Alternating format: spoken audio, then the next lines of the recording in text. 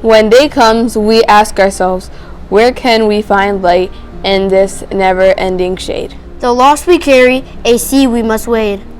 We braved the belly of the beast. We've learned that quiet isn't always peace, and the norms and notions of what just isn't always justice. And yet the dawn is ours before we knew it. Somehow we do it.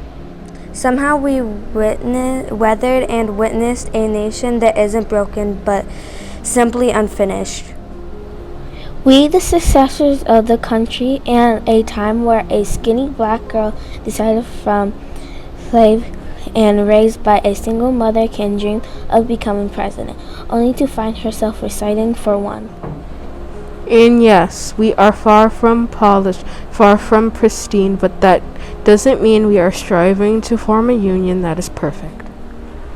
We are striving to forge our union with purpose. To compose a country committed to all cultures, colors, characters, and condition of men. And so if we gaze not what stands between us, but what stands before us. We close the device because we know to put our future first. We must put our differences aside. We lay down our arms so we can reach out our arms to one another. We seek harm to none and harmony for all. Let the globe, if nothing else, says this is true. That even as we grieved, we grew. That even as we hurt, we hoped. That even as we tired, we tried. That we'll forever be tied together, victorious. Not because we will never again know defeat, but because we will never again sow division. Scripture tells us to envision that everybody shall sit under their own vine and fig tree, and no one shall make them afraid. If we're to live up on our own time, then victory won't lie in the blade, but in all the bridges we've made. That is the promise to glade the hill we climb, if only we dare. It's because being America is more than pride we inherit.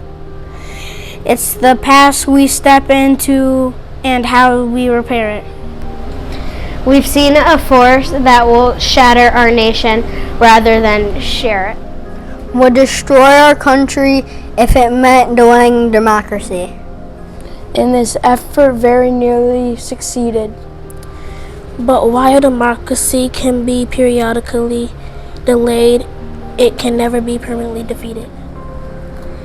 And this truth and this faith we trust for while we have our eyes on the future, history has its eyes on us.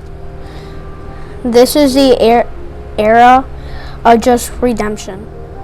We fear at its deception.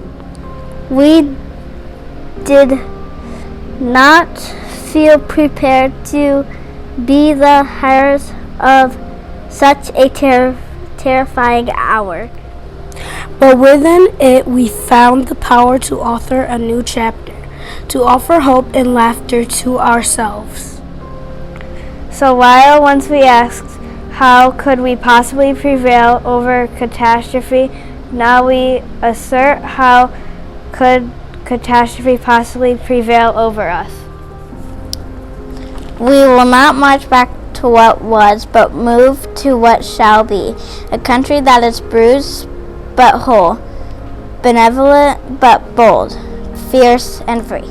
We will not be turned around or interrupted by intimidation, because we know our inaction and inertia will be the inheritance of the next generation, become the future.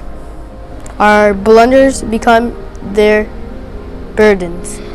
But one thing is certain, if we merge mercy with might and might with right, then our love becomes our legacy and change our children's birthright. So let us leave behind a country better than the one we were left. Every breath from my bronze-pounded chest will We will raise this wounded world into a wondrous one. We will rise from the golden hills of the west. We will rise from the wind-swept northeast where our forefathers first realized revolution. We will rise from the lake-rimmed cities of the Midwestern states. We will rise from the sun-baked south.